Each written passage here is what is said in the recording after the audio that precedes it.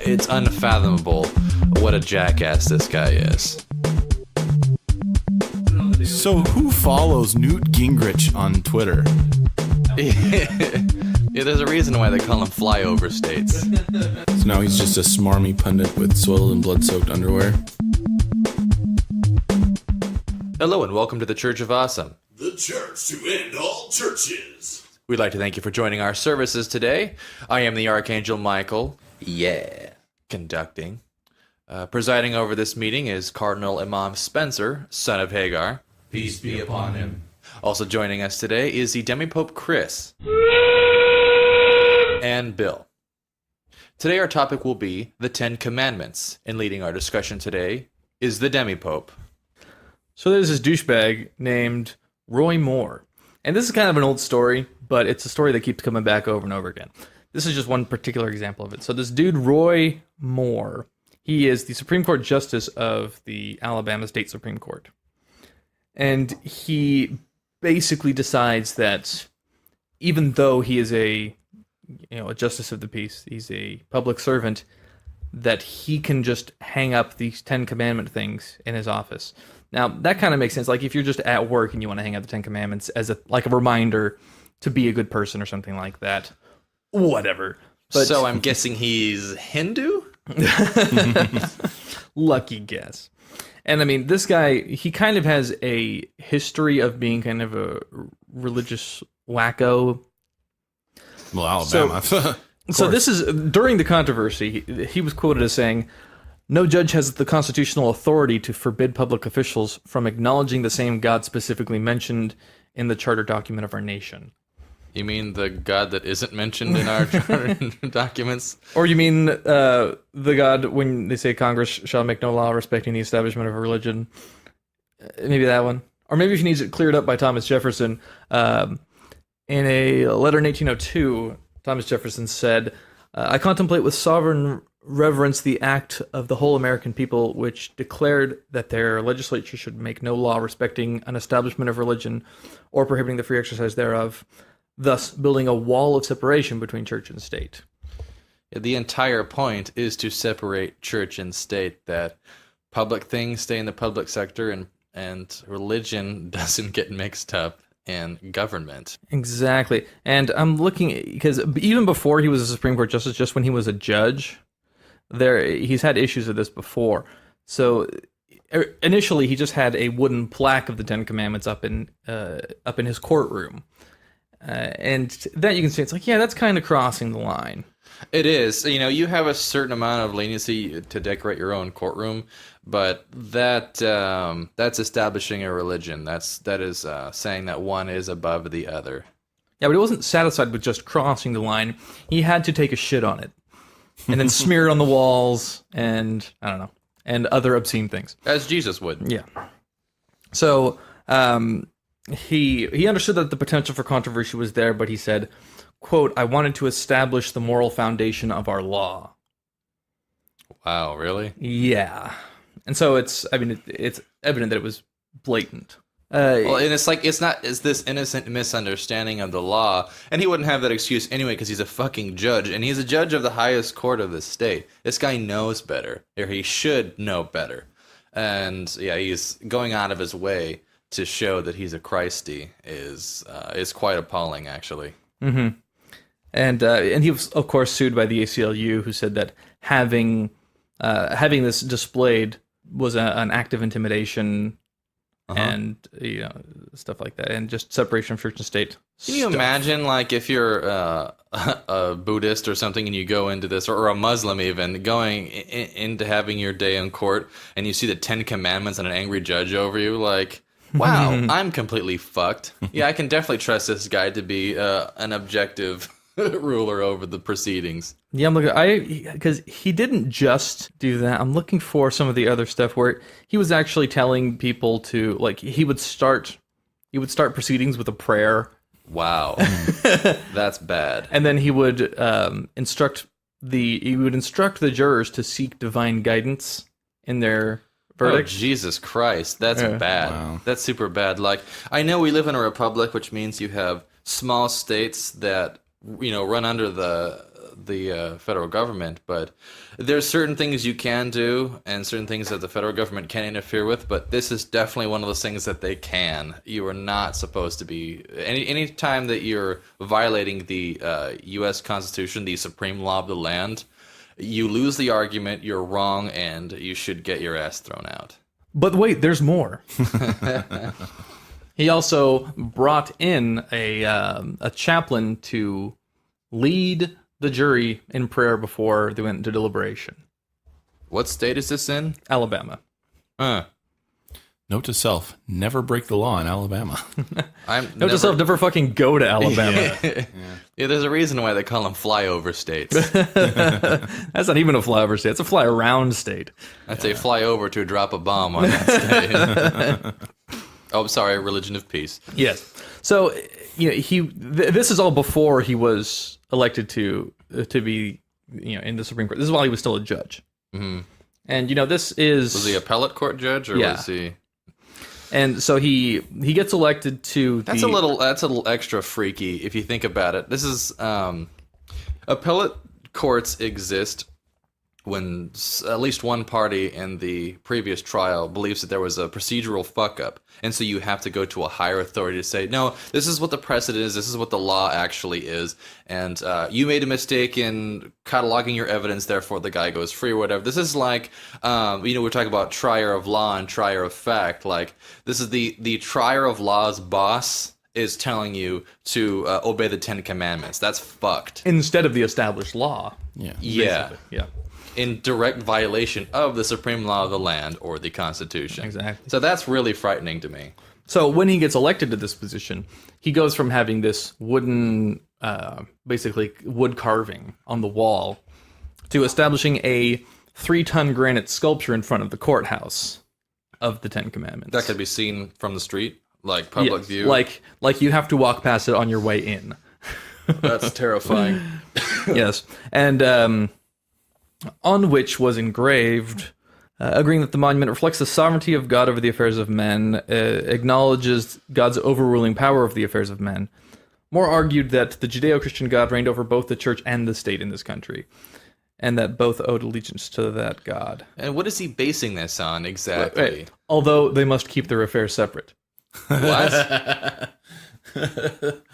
Oh, that's great. Oh, that's not part of the quote. Never mind. Wow. I mean, it's amazing how wrong you can get. Yeah, that is pretty stunningly wrong. But anyway, this, like I said, this is just one of many instances of people saying the Ten Commandments, that's the only law that we need, or that's the source of all laws, which I mean is total bullshit. Yeah, which is completely wrong. So I don't think it mentions traffic tickets in there, so you shouldn't have to pay those. Or software piracy, so Yeah. Yeah, but what it does mention is some of the religions break down the Ten Commandments differently, and they're listed different ways in different places. They're almost universal. Anywhere that monotheism is found, you'll find this kind of set of Ten Commandments. Well, God's telling you, don't worship anyone else but me. Yeah, Yeah, which about 6 are times. yeah, which are like the first 3 or 4 of them. So I've gotten them broken down to kind of their fundamental 11. So we're just going to call these 11 the Ten Commandments, because certain places break join 2 of them together and join different 2s of them together. So the first one is, of course, I am the Lord your God. That's not really a commandment. It's not really a commandment. That's a statement. But recognizing whatever God is saying this, because depending on which monotheistic religion you're Your particular subscribing to, version of yeah. a particular God, yeah. Exactly. And recognizing him that he has power over all others. And this is kind of the beginning in the Judeo-Christian telling of things. This is really the establishment of monotheism. Prior to this, they were kind of accepting that those other gods existed, but that their God had power over these other gods. So, Yeah, because they used to say, if we win this battle, then it was because my God was stronger, right? Exactly. That does not really imply there are other gods, but they would be subordinate, of course. But I mean, if other you're gods to fight against, yeah, if you're recognizing the existence of other gods, kind of a polytheist, are you not? Exactly. And then the second one is basically saying the same thing: have no other gods before me.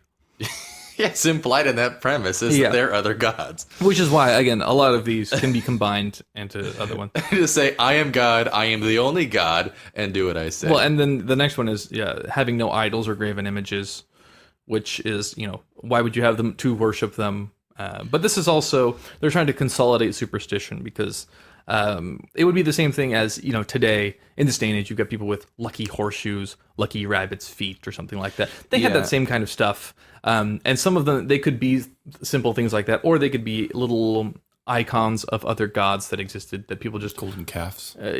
Something that they say like, oh, this, this lucky charm kind of thing. So superstition is universal. It's always been around, but this is when, Judaism is trying to concentrate all of the things. Like, no, all of the power comes through this one God who is above all else. Don't have any other things that you're ascribing supernatural power to. Yeah, that's the key word. Don't have other stuff, because like in the other ones it says don't have any other gods before me, saying like implying that there are other gods, but this one doesn't necessarily say that. If it's just talking about idols, like they could be referring to false gods that don't actually exist. This is the first time it's saying that in the Ten Commandments. Well, a lot of modern Christians say this is not worshiping wealth or not putting anything before God, like not missing church to go see a football game or something like that. That's kind of their modern idolatry, but that's not at all what this was intending to say originally. One of the definitions of worship is that I got from a bishop growing up was what you worship, what you make your sacrifices to. So if you make your sacrifices, of time and money and stuff like that. Right, yeah, to sports. Or... Yeah, I sacrificed this virgin to my sports team in hopes that they would win. And then you're technically worshiping that. What you dedicate yourself to. Yeah. Yeah, I think it's just dedication. Number 4, not taking the name of God in vain, blasphemy, or Jesus Christ. making an oath. Making a wanton oath. Basically. Yeah, that's like 3 separate things, by the way. Just saying the name Jesus Christ out of context. You can say that's blasphemy, but... well, it all kind of falls under the umbrella of blasphemy. Yeah. But it was understood in different ways. It wasn't seeing as profaning the name of God. It was just saying it's like, don't use this. They're trying to kind of set aside this oath as you only use his name in an oath when it's really important. If you're like, I swear to God, I brought that back to you. Yeah. Like, that Rush CD that I borrowed. I swear to God, I brought it back to you. It's a very solemn oath that you're using. Exactly. So it's just they're trying to. This is during a time when Judaism is trying to establish itself as a really devout sect, and rightfully so, because they're in a trying time, allegedly. We're all just taking for granted that any of this actually happened. But we don't want to confuse our audience. Because devotion to a central ideal and a society based on all of this stuff. So you got to concentrate the sacred and raise it up on a pedestal as high as you can, and they certainly did that based on what's written. Keeping the Sabbath day holy, that's one I never really understood. But it's just like, don't work, don't do anything useful on one of these days. Well, there's the concept of consecrating something where you set aside, because it's different, it's special, and you take that day to think about spiritual things instead of mortal things. That I always understood that. So are you just supposed to sit and think, or... You're supposed to fast and pray, depending on which particular version of a particular god. Show dedication. Yeah, but they really, in fact, one of the things that they would say in church is that the ancient Jews went from worshiping God to worshiping the laws that he set. That's why there were a million different laws. The Pharisees and Sadducees had all these very strict things, to the point where it's like you can't even take a shit on Sunday kind of a thing. Yeah, well, they were litigating these 10 just to clarify them. Mm-hmm. And they're making their sacrifices to the laws instead of the God, so therefore they're worshiping them, I think is the point he was trying to make. Well, let's just say that they were doing exactly what this Alabama Supreme Court justice was trying to do, establish the laws of operations of day-to-day life with the 10 Commandments. Is pretty much exactly what they were doing. That's the same thing as any theocracy. Yeah, so they were legislating these things because I mean, if you had to combine the legal code, that's basically what they were doing. They were doing the legal code, but they were tying it in with religion. But they didn't have cars. So instead of don't speed on Sunday, it was don't take more than 180 steps on Sunday. Yeah, yeah, and it's kind of funny to see the Hasidic Jews now that are really into this stuff. How they're trying to find all these loopholes to Yeah. And in religious, yeah. So keeping the Sabbath day holy, honoring your father and mother, this is number 6. And you'll notice we haven't gotten into any actual laws that are on the books in this country yet. Yeah.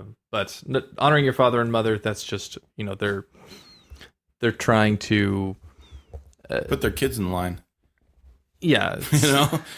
Damn it, brat, listen to me. Yeah, it's the invisible babysitter. That's all it is.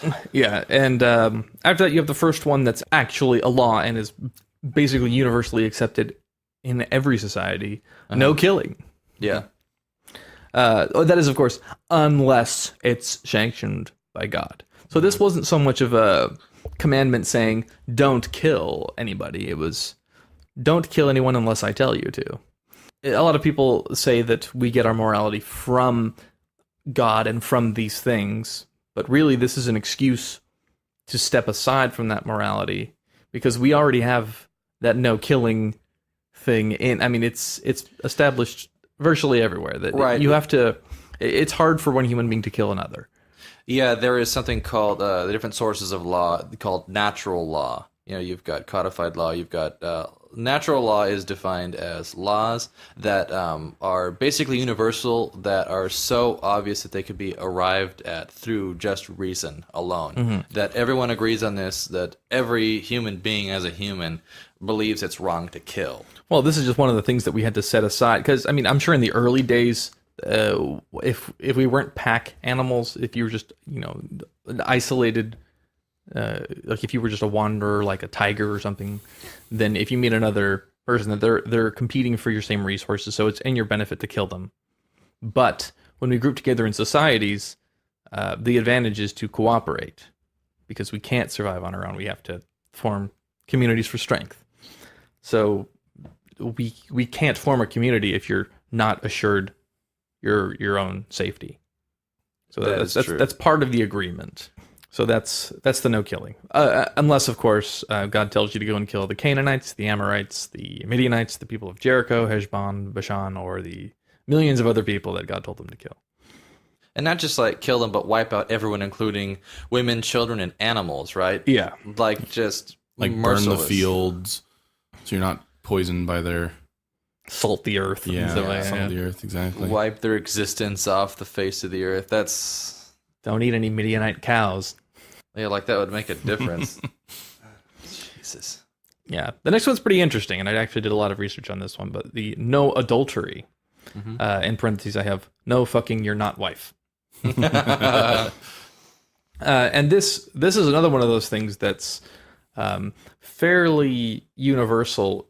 You see this whole fidelity thing, the establishment of marriage is a thing, and women as property, because a woman is always sure that her kid is hers, but a man can never really be sure unless the wife is totally faithful. It's the only way. And so in every society you have things until like genetics. Yeah, until genetics came as long along. as you don't have a twin brother. Which is nice. Which is why all of these societies have these rules about fidelity and monogamy, well, or devoted polygamy. So you have the assurance of your heredity, the certainty that your heir is your actual son. In many places, this still goes on. In the Muslim world, you have honor killings for adultery, and usually it's just for the women, because it's the women that need to be faithful. I love it. It's incumbent on the women to be pure and faithful. Well, and that's just because of the biology, because the woman is always sure that her kid is hers. Mm-hmm. The man cannot be sure unless they were exclusive. So that has more to do with heredity and basic biologic structure and property rights. And property rights, because you give your property rights to your heir, and you need to make sure that your heir is yours. Yeah, it's kind of funny to me that, like, the older I get and the more I study things, like, the less romantic I get about things. It's like, instead of the classic love at first sight and you're meant to be together and soulmates and shit, it's, no, women are property and you have to make sure your heir is yours. All right? It's Yeah, I mean, that's what it was all about. Yeah. That's what the devotion was. I'm sorry Jesus did it. Well, and then it's still carried over today. We still have that that devoted monogamy thing as an ideal. And, you know, we're raised to believe it, and some people believe it and some people don't. Some people operate under that assumption. Some people just conform to it, but then, you know, sleep with a whole bunch of other people on the side. You know, it's, public conformity, but not private conformity. exactly. So, and this day and age, we've got blood tests and DNA tests, so we can confirm these things. It's becoming less of an issue biologically. Yeah, couldn't help but notice that we're now able to do things that God couldn't do. Just saying. Well, this reminds me of my favorite all-time Old Testament story, which is in Genesis somewhere. And I wish I could remember I wish I could remember the guy's name, but this dude is basically boning his brother's wife. Yay. Onan. And, what's that? What's the sin of Onan? Yes. Yeah, okay. And he realizes his brother, who is the oldest son of their father, which back then the oldest son got everything. Mm-hmm. You know, there was no sharing of, you know, splitting up the property between your siblings. The oldest son got everything. Yeah, it's primogeniture. But if the oldest son had no kid, then it would go to the next kid, in line, which would be the second son. So he's the second son, boning the first son's wife. And Was he this for fun, or realizes was he under orders to do this? He was under orders too. Yeah, that's he was under orders to have Wait, sex he was supposed to fuck his brother's wife so that he Yes. got no inheritance? yes. Wow, he's got a lot of what's the word I'm thinking of? Conflict of interest. No, fuck.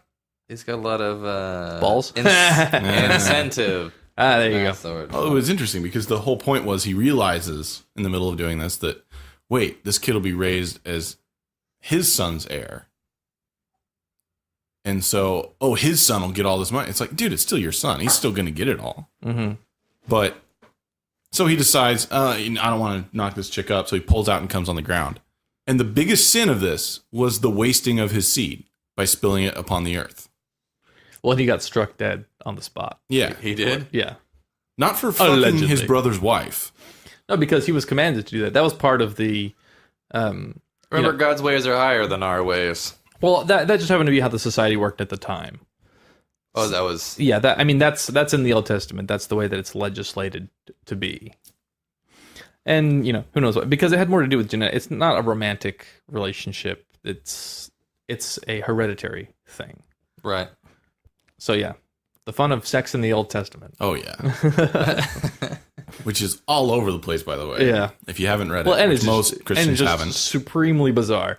Yeah. So the next one is the only other one that's because there's only two that are really laws in this country. There's the no killing and then the no stealing. Strangely enough, looking back at the original translations, a better translation would be no kidnapping. So the stealing was one of those things that it wasn't seen as a sin. It was just something that was already understood to be. You know, they lived in basically a big commune, so they were traveling as a big group. Mm-hmm.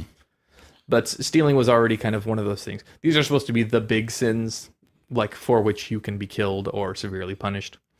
And stealing wasn't seen as all that big of a thing, but no, kidnapping was. And I just thought that was really interesting. It is interesting. I mean, the definitions in the Model Penal Code are pretty similar. It's larceny is taking and carrying away of the personal property of another with the intent to permanently deprive, and kidnapping is the taking and carrying away of the person of another. You know, they're pretty similar, but usually kidnapping was to get ransom from someone else. Or to get some sort of gain. Mm-hmm.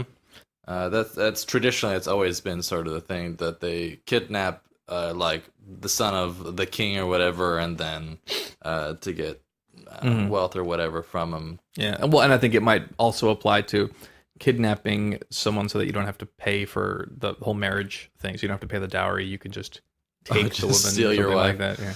I may have suppose something that's to a do with good it. shortcut too. Good cost-saving measure.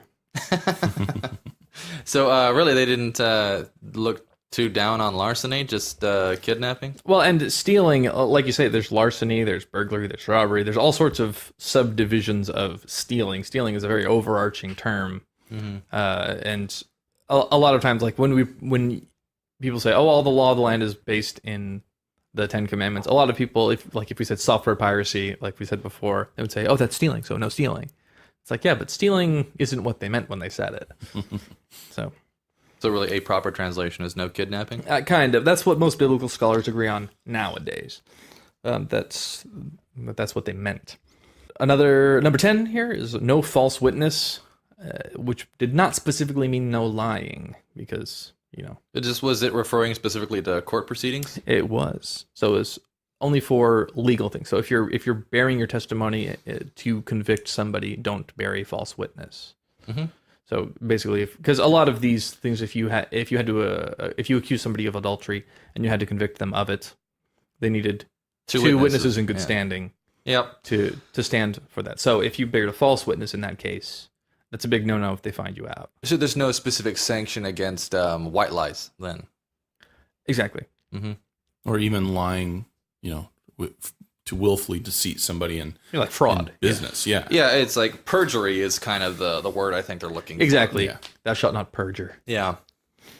And then last but not least, no coveting, which is an interesting one, but a clarification of that one was intending to acquire or steal something that was nice. So it's more the you see something, become obsessed with it. What's the conspiracy to take? That's not the way it was Yeah. ever explained to me. Exactly. Coveting was always described to me as someone has something that you like and you feel that you deserve it more than them. That was coveting it.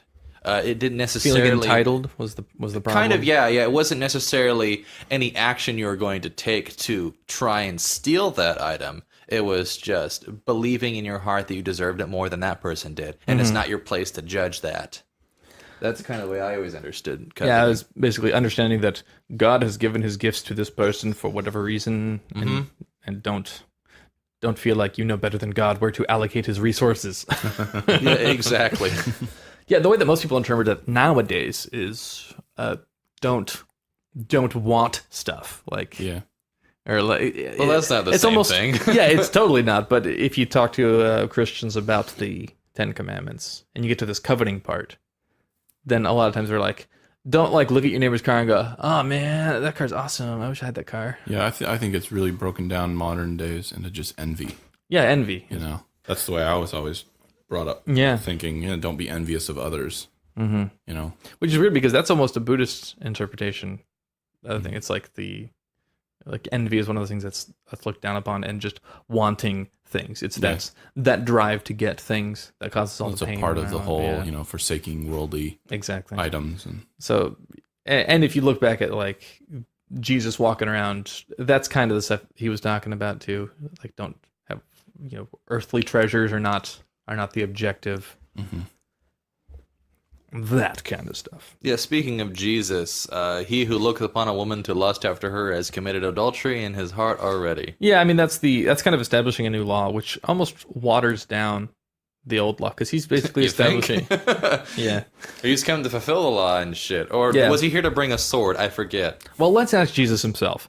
So, someone came unto him and said, "Teacher, what good deed must I do to have eternal life?" And he said unto him, "Why do you ask me about what is good? There is only one who is good. If you wish to enter into life, keep the commandments." He said unto him, "Which ones?" And Jesus said, "You shall not murder, you shall not commit adultery, you shall not steal, you shall not bear false witness, honor thy father and mother. Also, you shall love your neighbor as yourself." That's not mention of KJV, but that's no mention of the whole false idols, Or perjury. a bunch of those. Or did he say that? Totally left out. Yeah, it's kind of he did about half of them, Yeah. and The important ones, right? And so apparently, Was he but just then sort of he throwing out but then he examples? added the love your neighbor as yourself, which really that could supersede all of those. that means give them a hand job, right? Yeah, Yeah, I mean, that's how I love myself.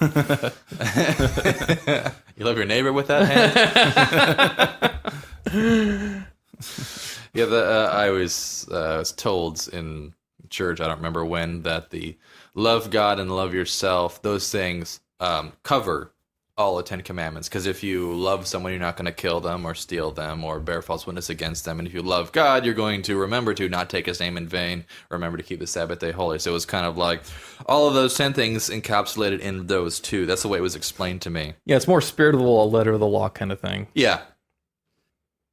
I've got the Quran 10 Commandments as Bring well, it on. if you'd like to hear those. Yes.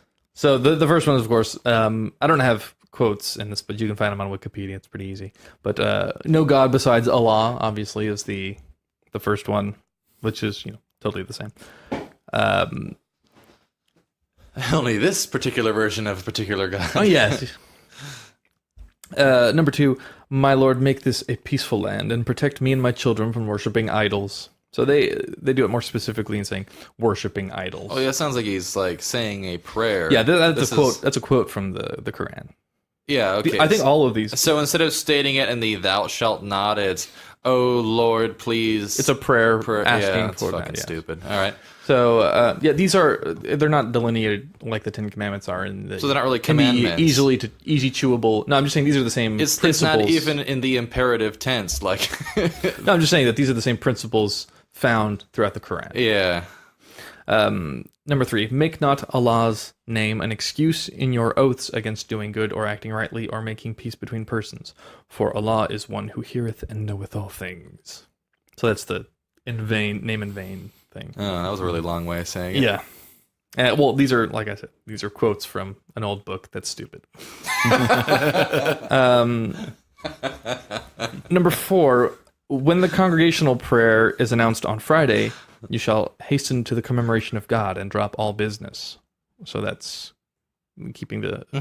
Yeah. Setting aside the Lord's Day, Exactly. which is also interesting on Friday. Was it the sundown to sun up shit too? I think the Friday prayer was something like, Friday, got to get down on Friday. Something like Okay. that. Everybody's Everybody's looking forward to the weekend. Yeah, they just couldn't decide whether to sit in the front seat or the back Yeah. seat. And yea, verily, thou shalt sit in the front seat. Number 5, and your parents shall be honored, as long as one or both of them live. You shall never even say unto them, oof, the slightest gesture of annoyance. Oof. Wait, how is that Nor spelled? shall you shout at them. You shall treat them amicably. See, thou shalt not strike your parents like the 60s Batman series. No, I think that means like thou shalt not even go, Mom. Yeah, that reminds me of the you shouldn't even say raka, angry word at your brother, Yeah. which is also a Batman sound effect. Kerslok, raka, oof. Biff. And yeah, I think it's yeah. Thou shalt not say biff. Yes. Number 6, anyone who murders any person who had not committed murder or horrendous crimes, it shall be as if he murdered all the people. I just like the way that's... Wait, say that again? Anyone who murders any person who had not committed murder or horrendous crimes, it shall be as if he murdered all the people. So wait, is it the you take the responsibility for the crimes and lives lost if you don't kill someone who has committed those crimes? It's basically saying if you murder an innocent person... Oh, who Yeah. hadn't done those. It's giving yeah. the exception that, Yeah, that you basically can murder it's giving someone the okay to capital punishment.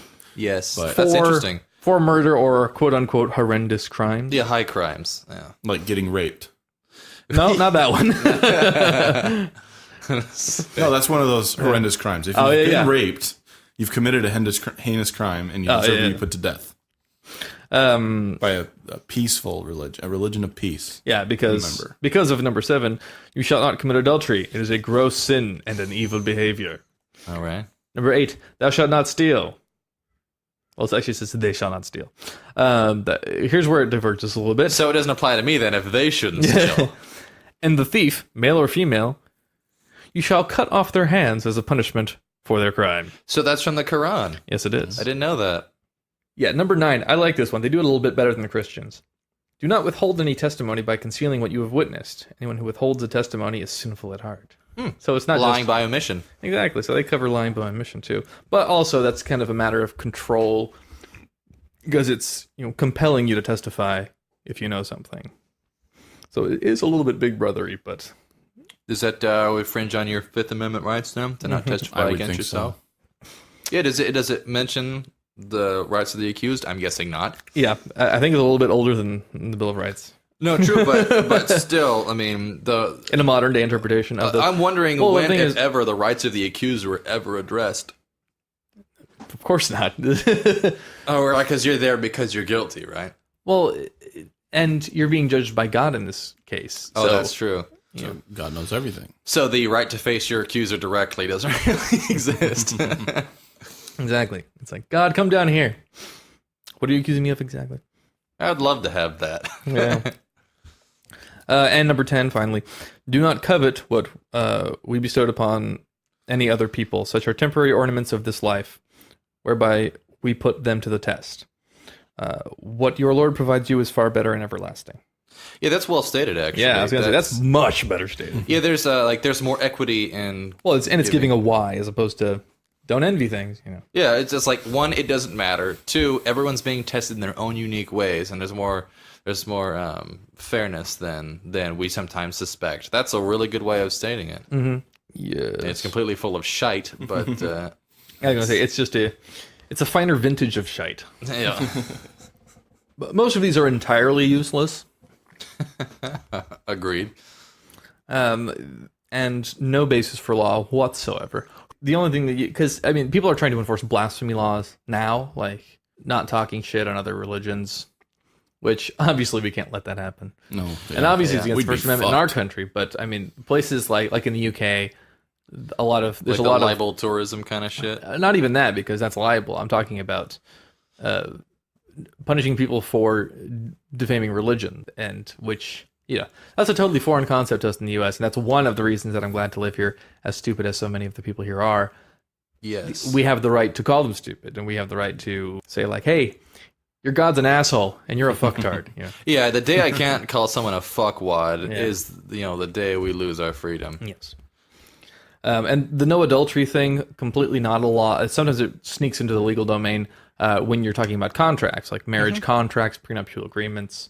But still, I mean, that should be part of contract law only. Yeah, totally. That'll all be set up by the contract. So. No killing. We've already got that one pretty well covered. And we don't need the caveat, no genocide. Even though they could have used that in this particular rendering of the Ten Commandments. I think the Canaanites, Amorites, and Midianites would have been happy with that one. If only they had it written down somewhere, Yes. they'd still be with us. And the no stealing, which we've delineated much better than they ever did. Yeah, and we don't cut off people's hands. Because we have a large section of the legal code dealing with stealing. Yeah, with larceny, you've got different kinds. You've got different scales, like stealing a pack of bubble gum isn't the same thing as grand theft auto, Yeah. Nope, you lose your hand. Yeah, unless it's your third strike. Yeah, true. Unless it's your third strike, then stealing a cookie will get you fucked. And also you've got perjury, no perjury, which isn't even how that is read by most religious people nowadays. Yeah, it's like lying is wrong. Like, think of all the lies that your church leaders tell you that God's told you that you have to tell on a day-by-day basis to live in a civilized community. Yeah, I mean, we as humans we do quite well with lies. It's part of living in a society that you have to represent yourself a certain way. You have to make other people believe things certain ways. Because you have lies that turn out to your advantage that you're already trying to defraud someone, but you also have the little white lies of does this make my ass look big and Yeah, there's this thing I don't think most people get, and it's funny because it comes up in things like the movie Liar Liar, the Jim Carrey movie, that there's lying by omission. It's kind of fuzzy. Like, just because everything you say is true doesn't mean you have to say everything that's true. And and you're somewhat limited just by there's more information than you can communicate given the time. Yeah. Like you're like, okay, I know all of these things, but I can't convey all of this stuff to you. I have to prioritize. And I have to leave in what I think is important and leave out what I think is not important. like, do you want me to spout out every true fact there is about publishing of DC Comics or Yeah, it's like every time you meet someone, they have to unload their entire encyclopedia of knowledge just at you. And Otherwise, you're dishonest. No, it's like I mean, there's a filter. and of course there's a line that you have to filter in the relevant information. Yeah, and probably something about honesty is acting in the best interest of the person you're dealing with, right? So I don't need to tell them all of my personal issues when it's a business relationship, or I would tell you things that are pertinent, like I've experienced with such and such. And there's certain things that you just don't want to walk up to people and tell them. Right. Like, I'm not going to tell them my PIN number or where I keep my hide key, my house. Yeah. So there is certain information that is appropriate to share and stuff that isn't. But that's not even what the ancient law is talking about, or the modern laws, really. Yeah, I mean, this is talking about specifically perjury, and perjury we can. Yeah, I think you get held in contempt of court. Or yeah, you we get can other specifically charges. say that is definitely wrong. Yeah, but lies, it's just way too hard to say. I mean, we're trying to do it in our legal code, but yeah. I mean, you have a fraud, and like what other lying circumstances? Oh, yeah, fraud is the Forgery. intentional misrepresentation of a material fact that covers things like forgery. You've got besides that, and perjury, I'm trying to think that kind of encompasses Libel and slander. Because one of those you have to prove that the statement is false. It's like a true statement is never defamation. It's never slander or libel if it's in fact true. That's kind of cool. That protects the person who's calling someone out on their shit. But I mean, you have situations where, like when the tobacco lawyers go up there and say, "I believe nicotine is not addictive," when they had the studies that show that it was. I don't think anybody got there. I think that goes to the thing of intent. Exactly. If they truly believe it, then they can't intend to deceive, and therefore it's not fraud. Yeah, so if you just go up there and just lie to their face and just stick with the lie, then they can't really get you on anything. If you truly believe something, it's not a lie. Exactly. Right? But they also paint themselves to a corner. They're like, yep, you have put your position there, and that'll come back to bite them. Just not yet. So it seems pretty clear that these 10 Commandments really have no place in any legal framework when only 3/10 of them are partly useful. Yeah, I mean, you have the overarching fallacy that morals come from God, and I say it all the time. Which is exactly what that douchebag was saying, which is just, it really had nothing to do. He never really addressed the issue that this is the law of the land. He was just saying that the God that wrote this is in charge of us. So he was doing it as purely a symbolic thing. But there are plenty of people that believe that all of the laws of the land come from the 10 Commandments. I mean, if you're going to imply a causal relationship that morals derive from God, you have to define and prove your elements. Otherwise, it's like mathematics comes from the Easter Bunny. Well, if there's no Easter Bunny to quantify or prove, then you really can't make that causal relationship. To say morals come from God is fallacious at best and dishonest and quite awful at worst. Well, I mean, even if all of our law was derived from the 10 Commandments, there's no proof that the 10 Commandments, as written in the Judeo-Christian history, came from God at all. Exactly. Since it is so widespread, and we have documents predating the Bible with things very similar, then it seems like they probably just got those laws from somebody else, and they're saying most of the Bible is plagiarized, but you can say everything comes from God because God is the creator, so He created us, and even if it derives from our natural law within us, it still comes from God indirectly. So you can say that. But the place where you fall flat is the fact that the U.S. Constitution is the supreme law of the land and was set up that way to be separate from any kind of religion. There's no religion established, nothing that's favored over another. Exactly. And Congress is strictly and specifically forbidden from making any laws that favor any one belief over another. That's why you can't have things like 10 Commandments in front of a courthouse or tell Bible stories in a public high school. It's separate for a reason. Because really it does harm to both having them integrated like that. Yes, it does. Fortunately, this story does have a happy ending. The aforementioned douchebag, Roy Moore, was removed from office in 2003. Good. So, this whole thing started at like 2001. So it really only took 2 years after he was established as the Chief Justice of the state Supreme Court to getting his ass kicked out. So legal proceedings often take a while. That's yeah, not and too that's unusual. pretty fast for a legal proceeding. of that I'm assuming magnitude. this went to the Supreme Court.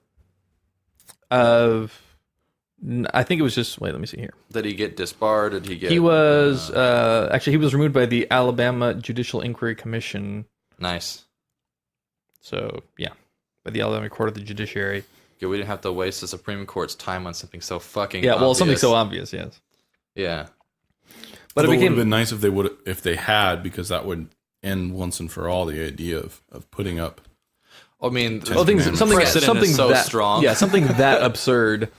I mean, I don't think they even feel the need to rule on something's that absurd. Yeah, the only reason that happened because it was fucking Alabama. Yeah. It's like a normal Well, state. and would- even in Alabama, it self-corrected without Yeah. even ever having to leave Alabama, which does say something for Alabama.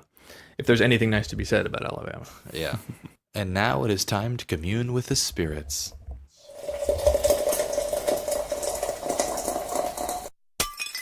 Today I'm communing with the spirit of Glenlivet. I'm assuming that's pronounced wrong. Single malt Scotch whiskey, aged 18 years. This is a bloody good drink here. It has I don't know how to describe Scotch or any of its species. Yummy. Yeah. It tastes good, and it's one that you like don't even have to swell up in your own spit to get it to taste good. It tastes good right away. You don't have to dilute it. Yeah, it didn't have to add any water or anything. Yeah. And That's good. Yeah, that's what I'm drinking now too. But before I was drinking Dalmore 12-year-old single Highland malt Scotch whiskey. Really good, really broad taste.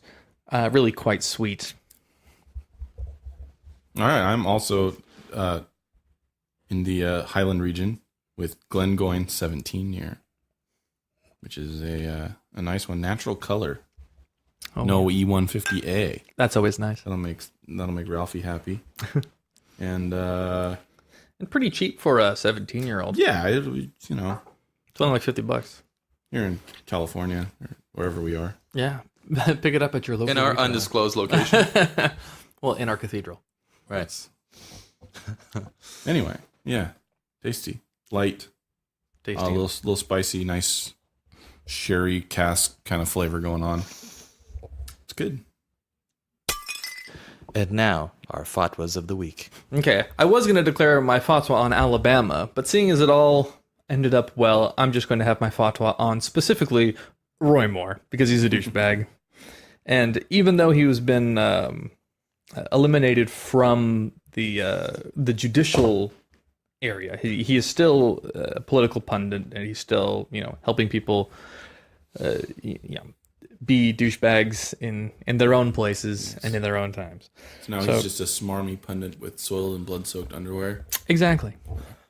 Yeah, there is a word that they use in law. The word is unconscionable. It is something that is so bad that you can't do it while having a conscience. Now, that's like so depraved, like a violent murder or a rape plus murder kind of a thing, that it's so awful that, like, I'm sorry, just I can't excuse this on any grounds. There's no mitigating evidence. And that's kind of the way I feel about this guy. Not because he did a violent, gruesome, depraved act, but because he acted so completely and thoroughly against his training that it makes me angry, because he is supposed to understand the law better than most, because to be a judge, you got to be a lawyer first, you got to go to law school, you got to get a professional high-grade degree. And he's, on top of that, progressed to the appellate level, and he's the one who's looking over, being the bishop, as it were, the episcopal authority over the court system in his state, in his jurisdiction. He's supposed to understand And things like enforce the law as it's written. Yes, he's supposed to respect case precedent. This guy clearly does not understand stare decisis. This is a guy who just takes his personal beliefs and believes that they supersede everything, including what he's devoted his entire professional career to. And it's unfathomable what a jackass this guy is. And to be clear, when we declare fatwas on individuals, we don't necessarily say that, yes, we want them to die or be killed or anyone take action against them. We just want them to have diarrhea for a straight year. We want them shamed. Because the Church of Awesome is a religion of peace, much like our brothers, Islam. That's why we feel totally comfortable drawing Muhammad on Draw Muhammad Day and that kind of stuff, because we know they're a religion of peace and they're going to be all about pushing peace on others. They wouldn't hurt a fly. No. But we will wish diarrhea for a year on Roy Moore. Yeah. That sounds fair. And I am going to wish diarrhea for a year on Twitter. I know people, I've got friends who love Twitter, who use Twitter all the time. And I guess more than Twitter, because I guess it's got its uses. But the way that the media outlets, particularly like sports broadcasts, follow us on Twitter. It's like they're trying to use it as free advertising, but they haven't quite figured out if you don't say anything interesting, we don't want to hear it. If I want to find out about basketball, I'll watch a fucking game. I don't need to have some dickhead, in a suit telling me in, 30 character sound bites of what's going on in the basketball world. I'll just turn on ESPN, fucking catch SportsCenter, and be done with it. You know that I think it was Newt Gingrich announced his candidacy for president on Twitter. That's so lame. Wow. Yeah, they covered it on the Daily Show. Who And they're follows Newt Gingrich on Twitter? That is an excellent question. I mean, I only use Twitter for headlines. I like to have my ear to the ground, and like if something big happens, like an earthquake in Japan or Osama bin Laden dying, so like it'll be in a headline, it'll pop up, and I'll get a basic. If I care enough about the story, I can read it in the article because I have basically all the major newspapers. I follow them on Twitter, so something interesting comes up, and I'll read it. But other than that, I don't. Personally, I'd just rather use something like Reddit for that. My fatwa will be issued against assholes on cell phones that just have their conversations wherever they want. I was in the DMV the other day. That merits its own fatwa, but I won't. I'm waiting forever for a very simple task, and some guy is just having a full-on conversation about, I don't even remember what, about stupid shit involving his friend borrowing his truck, and they're gonna get together and party and get stoned and shit-faced tonight and stuff. Can I borrow your truck? And Dude, we're gonna party. It's We're gonna get so fucking high. it's Oh, I got another call. it's so distracting. Like, I understand, like, your brain can't really handle that well, hearing half of a conversation, because your brain tries to make sense of what's going on, and like, it makes you Are you subconsciously kidding? I fucking guess. love doing that. But there's also the fact that you're in a place where, like, I mean, or in the movie theater, of course, is like the worst, because you're there to see a show and some asswipe is still just talking about something that's not related to what's going on. But in a place where you're already irritated and you're sitting there like, just give me some peace and quiet. Hey, so what's going on, bro? We got totally wasted. I'm like, gosh, I wanted to get up and punch. So your him. photo was on Bros. Hey, then. Doug! Yeah. Take your boat out! Fucking... Yeah. We'd like to thank you for joining us this week on the Church of Awesome. You were awesome, and we were awesome. We will now leave you with the gift of tongues. So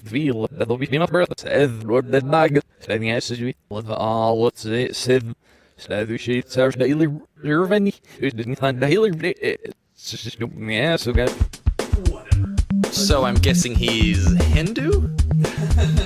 Against them, we just want them to have diarrhea for a straight year. For a straight year. Have diarrhea for a straight year. Wow, I'm completely fucked. Have diarrhea for a straight year.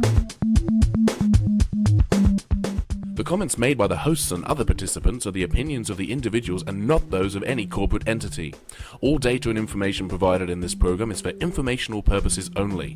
The Church of Awesome makes no representations as to accuracy, completeness, currentness, suitability, or validity of any information in this program, and will not be liable for any errors, omissions, or delays in this information, or any losses, injuries, or damages arising from its display or use. All information is provided on an as-is basis. If you like what you've heard in today's sermon, come visit us at churchofawesome.com or follow us on Twitter at COA Podcast.